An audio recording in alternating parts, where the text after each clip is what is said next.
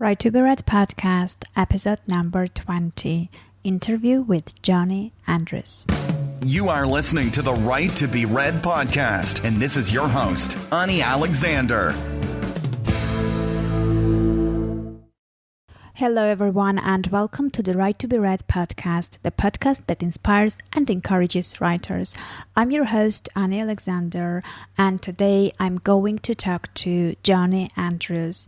I personally discovered Jonny through Meron Bereket's Inspiring Innovation podcast, where he was a guest, and I decided that I need him here as well, and you'll find out why when you listen to the interview. So just a small intro. Jonny Andrews is multi-time best-selling author, publishing expert, entrepreneur, international speaker, business strategist consultant, and a podcaster. Since discovering how to hack the publishing industry, Jonny Andrews has been known as the go-to guy for author entrepreneurs when it comes to launching a successful business or books by leveraging the power of audience and Amazon. Hello, Jonny. I'm really happy to have you on my podcast. The first time I heard your interview on Meron's podcast, I decided immediately that you had to be here as well. So I welcome you to Right to be Read, and I'm really happy to have you here. Yeah, I mean, seriously, thank you. And congratulations on your new and noteworthiness today. That was some super McNinja awesome sauce that you were spreading upon upon the land like a thick, delicious butter. Oh, thank you very much. I mean, it's amazing how it happened, because although I tried, but basically, the success is based on the listeners whom I don't know, because I'm podcasting from Armenia. So it's even, more influential, and it has a bigger impact for me. Absolutely. So yeah, I mean, you're definitely, and that's the funny thing about all this is like we never really know as show owners like where exactly we're having the most influence until, say, for example, someone reaches out to someone else on Facebook asking them what they think of this new Amazon thing. And then suddenly that one dude is snapping screenshots of them in a totally different country. It's sort of hilarious how that works out. Yeah, amazing how internet erases boundaries. Yeah. Mm-hmm. Okay, but I think we're not going to talk about me today.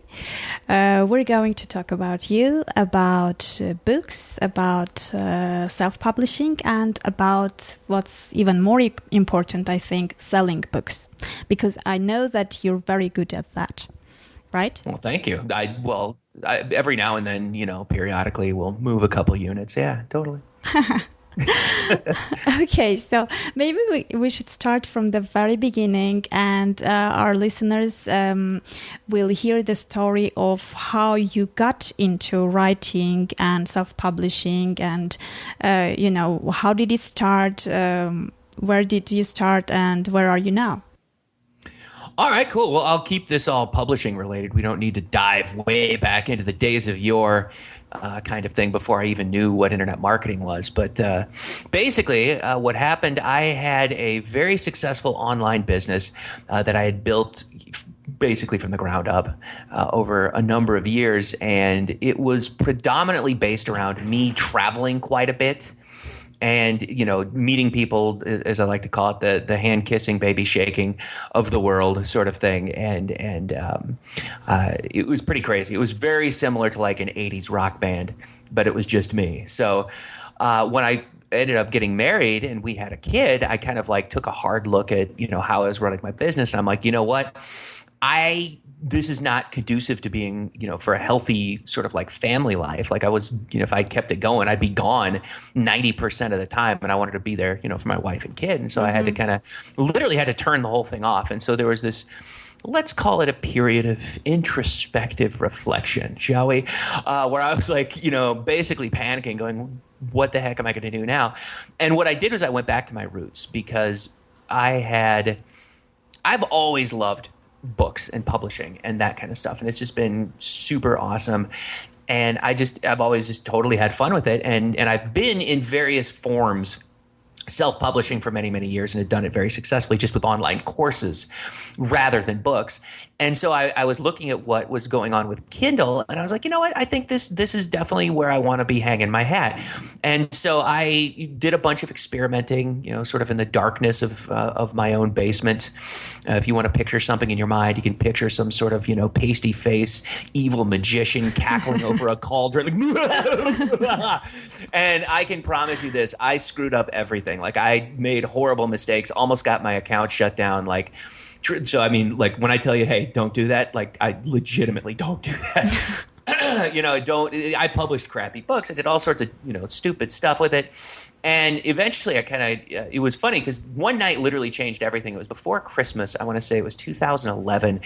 And my wife's father was over. So my father-in-law, by the way, I get along wonderfully with my in-laws.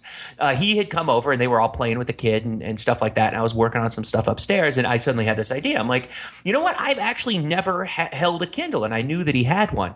And I asked him, hey man, did you happen to bring that? He's like, yeah, absolutely. I left it in the car. So we went out and he got it. And I'm looking at this thing, and literally within about, I want to say 5 minutes after I figured out how to actually navigate through the thing, this huge light bulb went on. I went, holy freaking crap, I get it.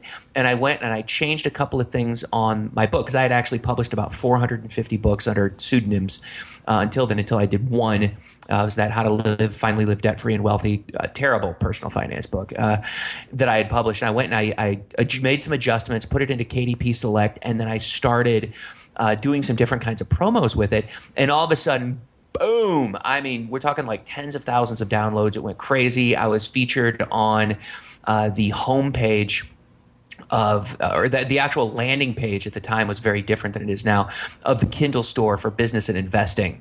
Wow. And, it just featured all over the place. And it was super, super crazy. And what's funny about this is that this was, not to sound old, but this was back in the day when we didn't have all those clever tricks that you do now. Like, there weren't a whole bunch of what I call book discovery sites, because that's like the cool thing to do now, is have a book discovery site. So I actually had to do some work with this, and it's changed significantly since then. And it's actually easier now to become successful with the self-publishing thing if you just do a couple of things right, and sort of like agree with yourself that this is going to take a while, especially if you're starting from nothing. But yeah, I mean, and since then I've gone on to launch a number of clients, all to best-selling status. I mean, I think our coolest one was Pure Fat Burning Fuel by Isabel de los Rios. And that one hit number 2 on the Wall Street Journal, number 10 in Amazon. I mean, we sold like over 15,000 copies in the first week. It made like $30,000. Actually, and I think it's gone on to do, that book since we did it, probably as close to 6 figures in sales. And that was just literally, we only pushed it for that 1 week. And it's just sort of coasted. It's pings between number 1 and number 2 on the bestseller list for its category and stuff. And it's great. It continues to be very, very profitable. And actually all of our books that we put out have done that. And since then I've experimented with fiction, lots of stuff. And so I own a book discovery site called I Love Vampire Novels. And it's cool because it's a great site, because huge success stories like Bella Forrest and all sorts of paranormal authors have come to us to say, hey, can we promote with you guys? Because, we reach about almost 4 million people a week now with the paranormal stuff. And so, we keep the ads very reasonably priced and things like that. But it's, if you have a paranormal book, that's the kind of the place to go to for the entire industry now. And it only took like 4 years to build it. So it's like, it's hilarious, sort of like, hey, how to build a blog in your spare time that ends up, moving the needle for people that like, zombie and vampires and shifters and things. So anyway, that's kind of the backstory on me. Okay. I think that's what you were looking for. So great. So amazing. Actually, what I realized is you didn't really get successful until you saw everything from the user's perspective. So, yep. So you were doing things, but you were not imagining how the user was getting this information and how he was using the Kindle and everything. So once you shifted on the other side, everything became clearer, and you kind of imagined and understood what needs to be done. That's right?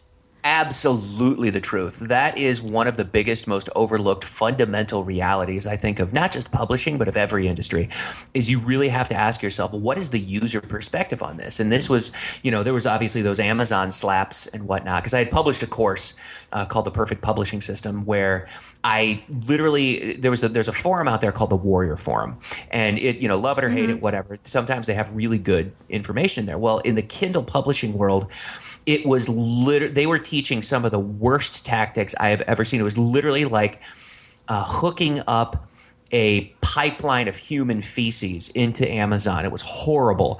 And I literally was like, guys, you are poisoning the ecosystem. This is literally the greatest opportunity for authors since pretty much the invention of the Gutenberg printing press. And I'm like, stop it. And so I created this product and I put it out there, and it was just like everything just went silent. Because I was literally the first person to put out a product that taught everybody, okay, stop publishing garbage. Focus instead on just putting out maybe one good book and then building a series around it. And because here's the big secret, and you're exactly right when you said that, is when you think about this, not just from how can I make money with books, but when you shift it to how can I provide the most value to the readers in a specific genre, that's a completely different question. And that brings up a whole different slew of answers. If you're like, how do I make money with ebooks? Well, okay, publish things. It doesn't necessarily, then the concept of quality at that point usually enters in as an afterthought, which was the problem. Well, what I found is that if you put quality first and foremost, and quality in terms of good info, like for example, the book that I put out, I didn't even hire an editor. I'm very open about this. I actually unpublished it because I may at some point, if I decide to get back into personal finance, release it again. But it would literally completely unedited. It was funny because everyone was like, wow, this is really good info. Thank you so much. But for the love of all that's holy, please learn how to use a comma, like a comma, like, oh my God. And it was, and they were right. They were absolutely right. I should have had an editor for that. But it was still a good book in the way that it gave info that was actionable and useful. And in fiction, the same thing applies. Like if you should learn how to tell a good story, tell the story that you want to read and that your readers want to read, and focus on having it be of good quality. And then also publish in a series. Always do it in a series. And it's funny because a lot of people criticize that kind of advice. But I'm like, okay, do you want to be a hobbyist or do you want to be a publishing professional? So you mentioned that in the very beginning you did many mistakes. Do you feel comfortable sharing some of those so we don't make them too? Well, absolutely. Well, I mean, a lot of them were very obvious because at the time I was asking the same question that I told you not to ask, which was how do I make money with ebooks on Kindle? And the answer was, well, just, blast a bunch of garbage into the ecosystem. And I was wondering why these books weren't selling. And so I came at it from a reader perspective. I was like, oh, because they look and read like pure hammered crap. I guess no one wants to read that then. And so there was that one sort of epiphany, because when you get into this internet marketing world, there is a danger to it. I mean, it's a wonderful opportunity, but there's a danger that when you get to a certain point, and I've been doing this for a very long time, and so I think in terms, a lot of times, of metrics, meaning click-through rates, open rates, what conversion, earning per click, like all this stuff. What you have to remember, when you get to the point where it's like suddenly you're looking at like an ocean of robots and data, is you have to understand that data represents the actions of living, breathing human beings. They're not just statistics, they're people. And so that's why, with Audience Hacker, I've taken a much different approach to the world of just literally showing up kind of like, let's call it naked and authentic, and just being like, hey, no editing, let's just go for this, let's just make this happen, we're going to have these conversations kind of thing. Because that's kind of what people want, and that's, when it comes to the books, you have to produce a book that people want to read. And for that, you have to pick an audience. And so I made a lot of mistakes. The first one was dumping garbage into the waters. Don't do that ever. Don't use PLR. Don't use public domain. Don't use that garbage. You have to be real with the books you're publishing, and that especially goes for fiction. The other thing that I did was I spread myself too thin. And this is a universal problem. If you go in too many directions and you cater to too many different audiences, you will end up doing thousands of times more work than you would if you just said, okay, this is my audience, these are my books, I'm going to publish for them. And like, for example, we were talking before this call of like Bella Forrest. Bella Forrest is a young adult. She writes vampire. It's called A Shade of Vampire. She released her 7th book about a week ago. I want to say it hit #2 on Amazon in like 3 hours. You know, she's completely self-published. She actually bought ads for my Love Vampire novels like a while ago. You know, it was funny because I had forgotten that. And in our brochure, I have a screenshot of one of the email blasts that she bought back when her first book one was still $2.99. Now she has it as like her loss leader at 99 cents, but she has 8 books in this series. It's crazy. Like she's doing, I mean, if you just look, she's easily doing $1 million a year. Easily. Completely self-published. You know, and it's funny because I keep trying to get her on my show, and she doesn't do like audio interviews. It's really funny. So I actually have to type up the questions, which causes me physical anguish and soul-crushing defeat and crying. A lot of crying. But yeah, you want to. She knows her audience. She writes for that audience. And that audience loves her and therefore lifts her up on her shoulder. And the reality for authors is that, you know, you need to pick an audience. You need to stay with that audience, cater to that audience, listen to that audience, and you write for them. And then you have to accept the fact this is probably going to take you 3 years, you know, before you really see that Bella Forrest style epic super gangster needle mover kind of moment. Quinn Loftus, that's another great author. She was gracious enough to come on the show. Interviewed her, and oh my God, like she hit USA. She self-published her way to USA Today bestseller status. Over 22,000 books in a month. It was awesome. Like she just did an amazing job with it. And what she said was focus on Goodreads, building up relationships in there, focus on getting Amazon reviews, and focus on the bloggers. Like those are 3 things that anybody can do. Absolutely. And I noticed you mentioned 3 years period, which will in average take to get to a certain level of success. And I think that many authors just give up too soon because they are not patient enough to wait for those 3 years, and maybe some are not determined enough to work hard for 3 consistent years, maybe, because we are hearing all these success stories and about different writers who do it themselves alone, basically with no traditional publisher behind. And I think it's mainly because those are the ones who stick long enough and who wanted it bad enough to make it happen. Because, they should be other writers also who write as well as those. But, right. They might have given up in year 1 or year 2 and, they never found out what would happen. I think you know what it is? I think it's really unrealistic expectations. I think that there's that focus, and this is a universal problem everywhere. It does not just authors, it's musicians, it's whatever, business people in general. I see it everywhere in the entrepreneurial space. We call it the shiny object syndrome kind of thing. But if your passion is writing and you really want to do it, you have to understand that this is going to take you a while. And if you go into it with the expectation that even 50 Shades of Grey. And it's funny because I'm in a bunch of writer groups on LinkedIn, and I always love playing devil's advocate. It's so much fun. Just stirring the pot and watching everyone get all riled up. And I asked a question about if you could have literally just get the template for the success that happened for 50 Shades of Grey, would you use it? And without fail, everyone said, no, I wouldn't do it, which I think is a complete lie because they absolutely don't understand. But that's okay. Writers aren't marketers. That's one of those things. Artists, and this is really interesting. I was a professional musician for 21 years. My last show was actually House of Blues Chicago, so it was really awesome, national venue kind of thing. It was really just a super cool blessing that I got to play there. It was probably the most fun I've had. And it was if you're gonna have a big send off to a music career, that's the way to go. Outside of playing some sort of the Garden or something like that. But anyway.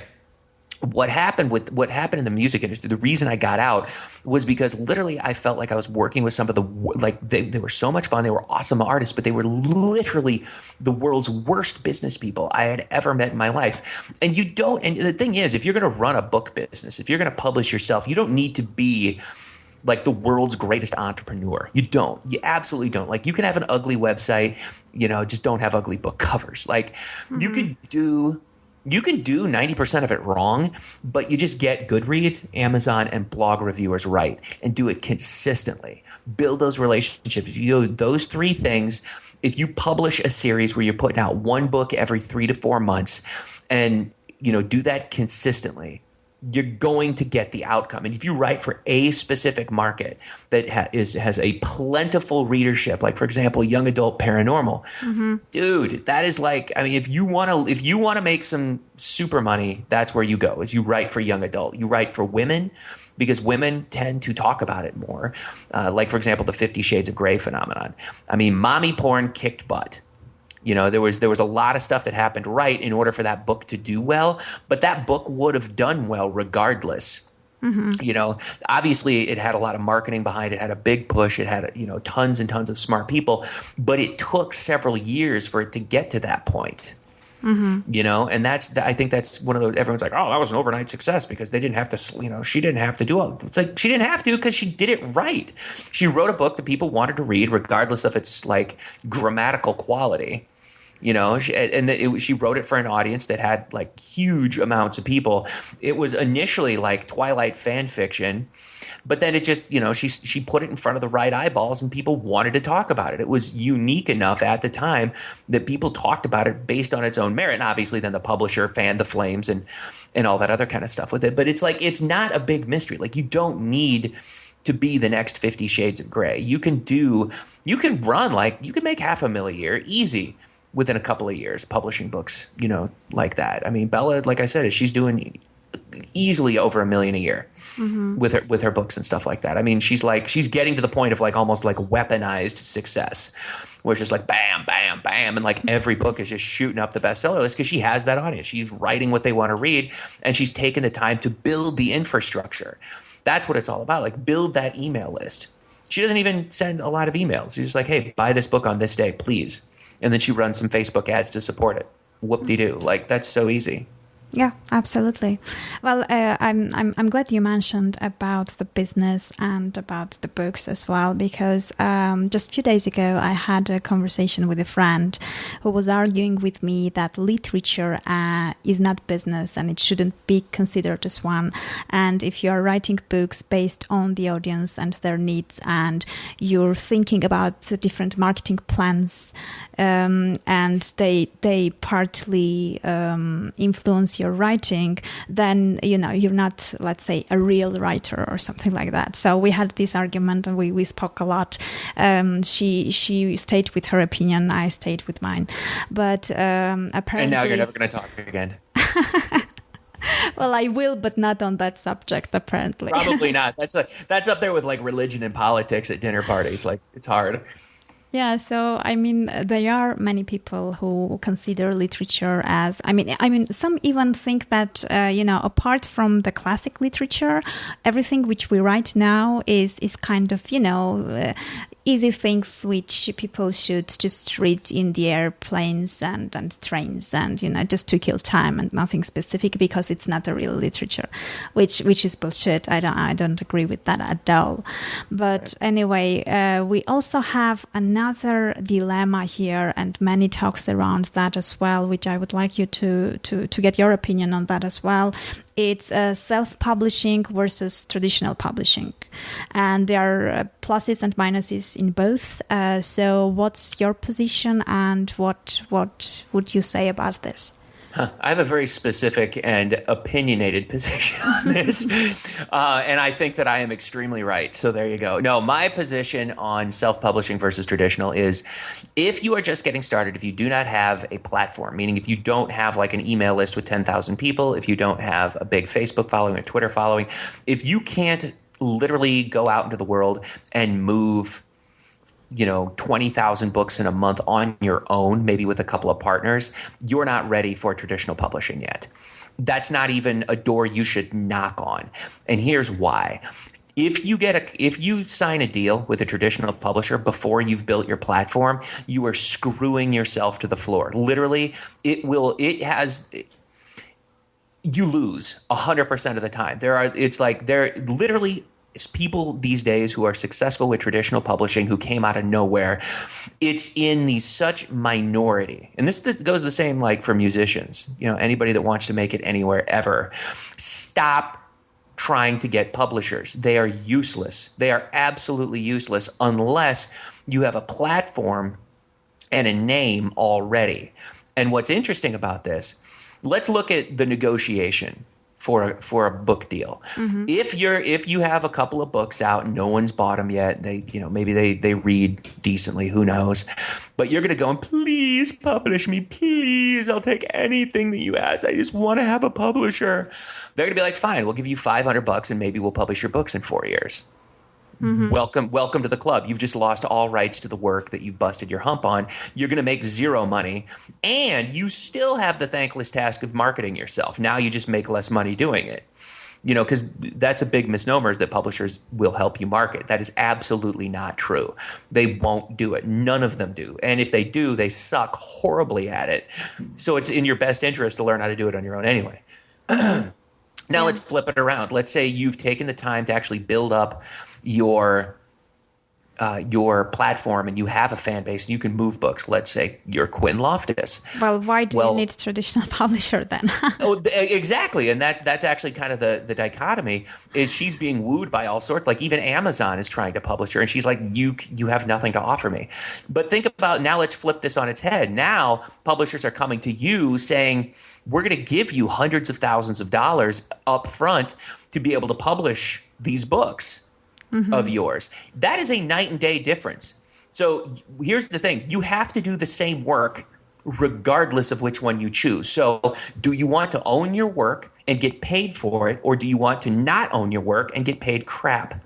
So that's the option. There is no other way to look at it, literally. And people can argue up and down on, this, that, or the other. It doesn't really matter.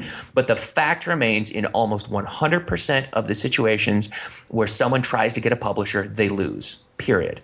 And publishers literally, that's why they're so freaked out, is because they don't understand this new marketplace that we're in. They don't let's look at the actions that they're taking with just a couple, like a year and a half ago, where like Apple got together with the big six. Mm-hmm. And I'm like, okay, here's the smartest people in the room, literally. People that own the publishing industry.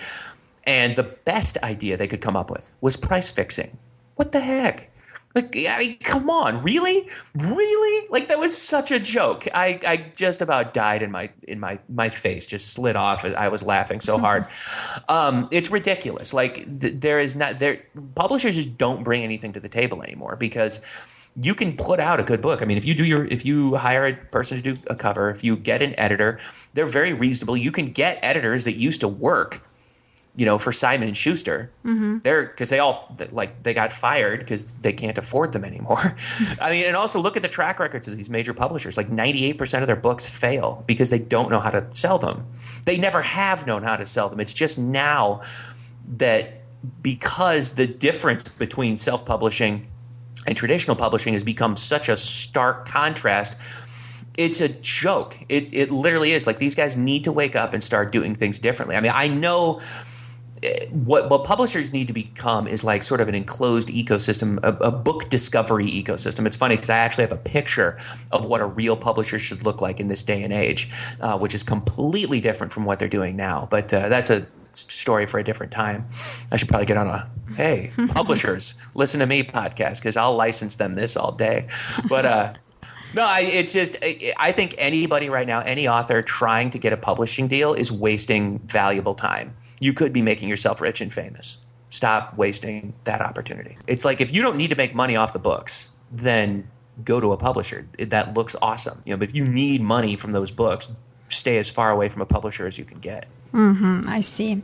So if we go back to self-publishing then, what would you say about the pricing? How is pricing affecting sales? And what is the optimal price tag maybe which you think is more effective? Or is there anything like this, a magic number? I don't know about a magic number, but I do know that if you are brand new, you need to lower the barrier to entry. So it's Mark Coker of Smashwords typically says, give away your book for free. I actually disagree with that.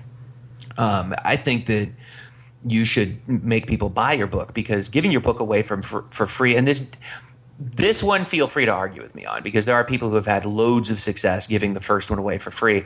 My personal feelings are that you're not getting a buyer for your book. I mean, if you have one book out, price it at $2.99. And make $2 a sale. Like, that's fine. I have a friend actually who just put out a book. He's actually just published his second book, and he's charging way too much for it because the guy just does not listen to me. It's hilarious. But I'm like, as a self-published author, you can't charge $7.99 for a digital book. It's ridiculous. Like, no one's going to pay that. Because he has no reviews. There's no publisher behind him. There's no nothing. It's just some random dude doing sci-fi. Like, don't be ridiculous.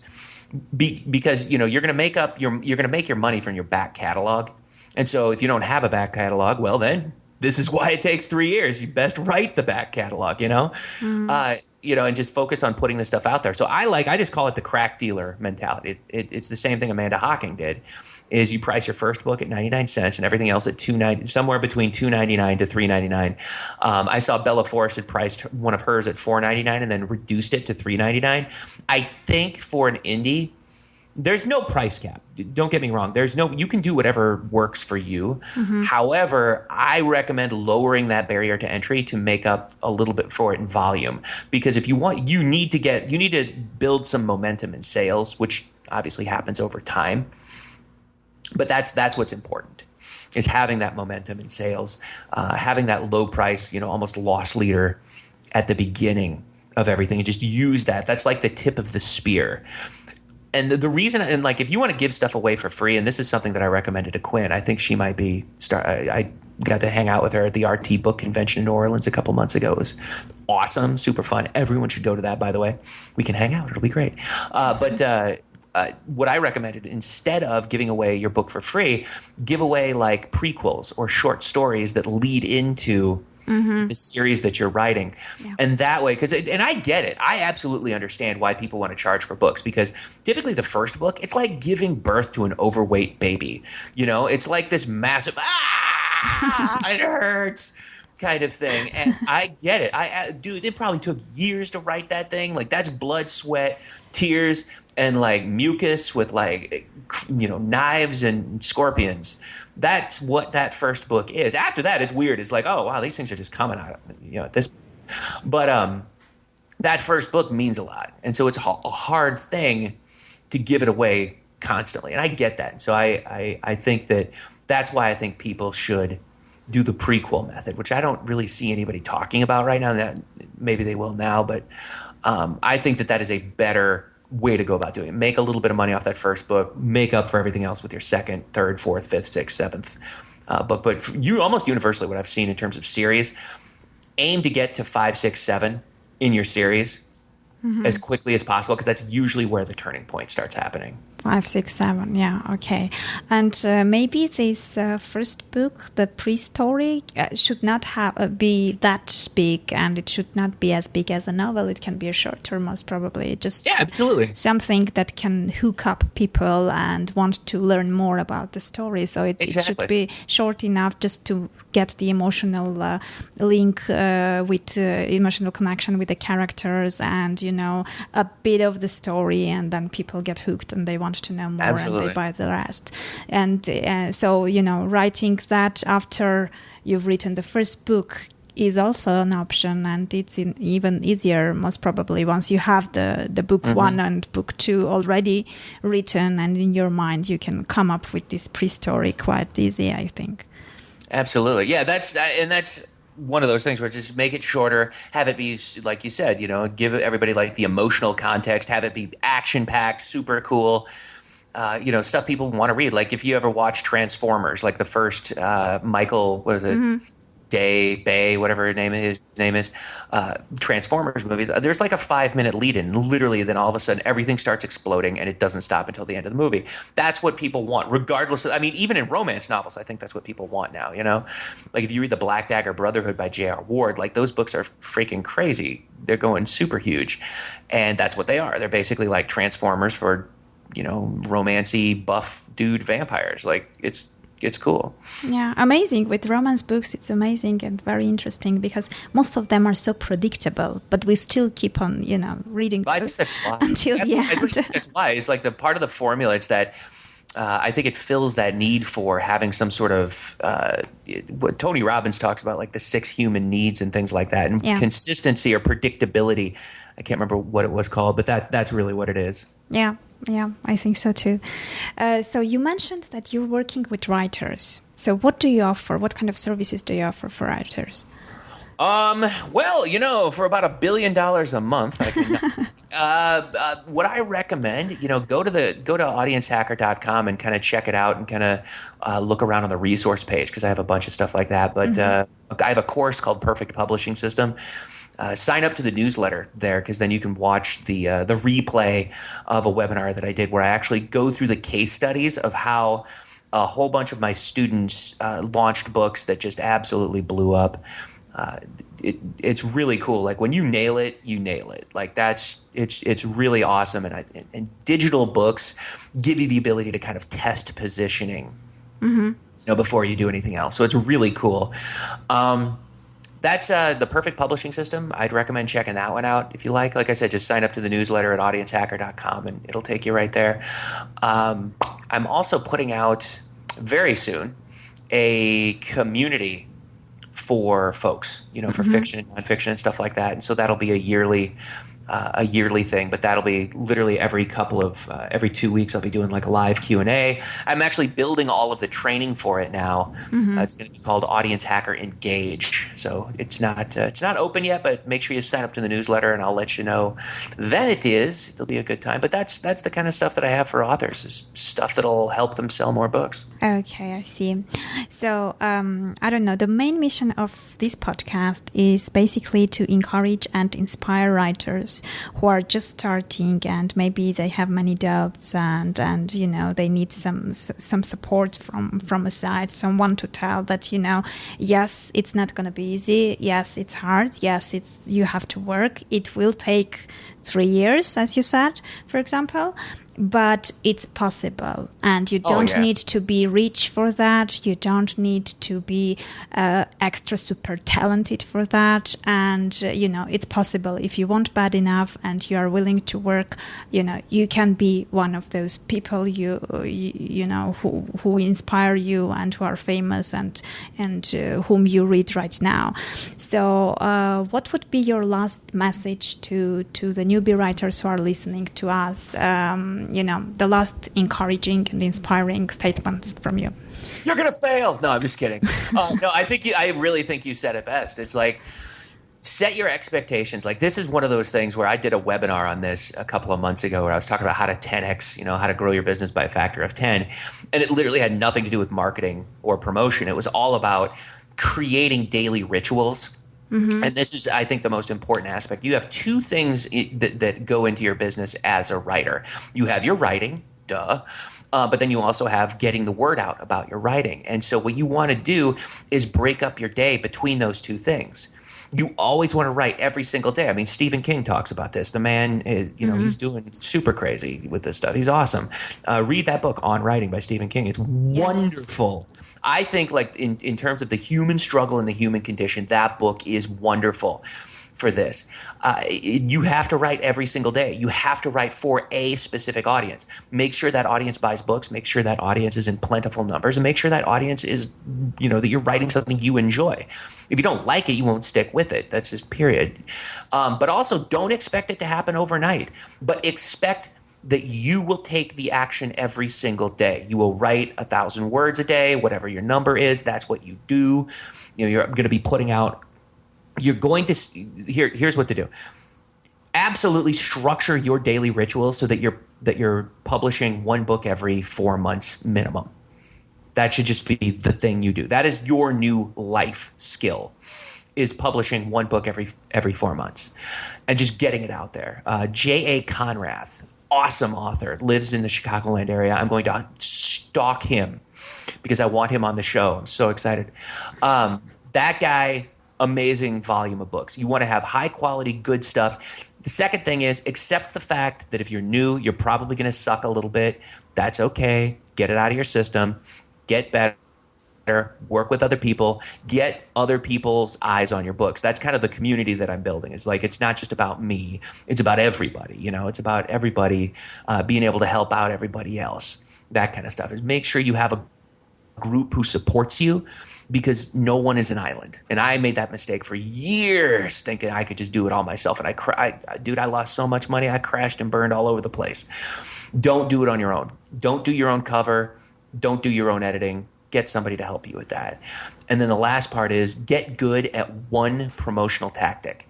Right now, I recommend Goodreads. That might change in 2 years, but I recommend and the other thing is, don't listen to authors, because I have found, don't do what authors tell you, because I have found that the majority of them are very negative on stuff, and they have, their mindset is extremely, and I'm working hard because they're good people.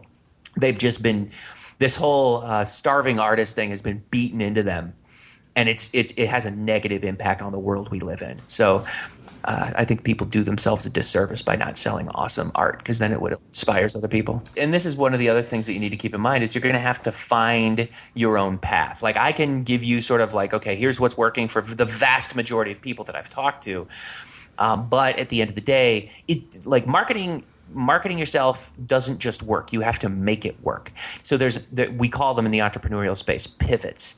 You go in one direction, all of a sudden, shift, pivot, and then eventually you nail it. And so accept the fact that there will be pivots. Nothing is perfect.